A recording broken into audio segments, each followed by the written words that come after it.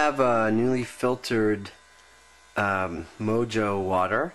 This water has been filtered at least 5 times and charged many times to achieve the state where it's at now. You see there's no bubbles on the surface. I'm going to flip on the switch and I want to hit Albi.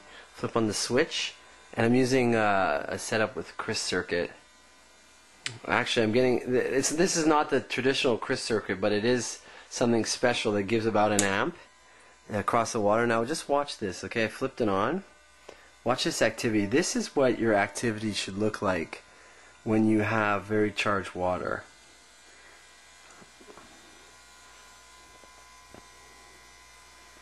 You see the bubbles stay, as soon as they come onto the surface, they start to stay and accumulate, and you'll see it spreading out.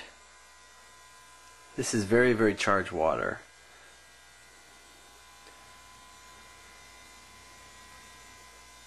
You also see the vortexing happening on the surface.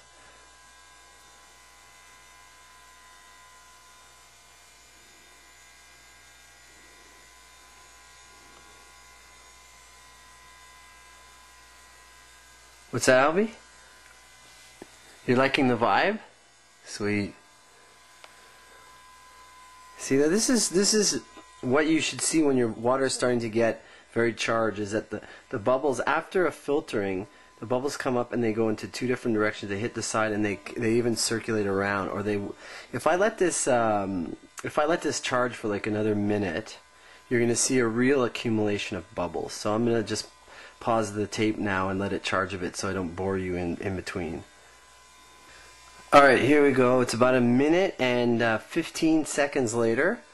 Look at this. It's starting to really accumulate on top, on the surface here. Tiny little bubbles.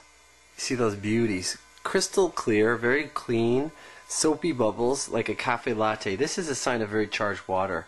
And if you'll see the smoke stacking effect. See, that's what I call the smoke stacking effect.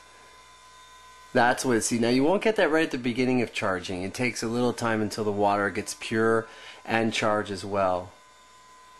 But here we go, even more bubbles are coming on the surface now, and you see how they're staying.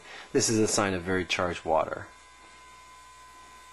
This has been a David House Productions video. Thumbs up from Albie.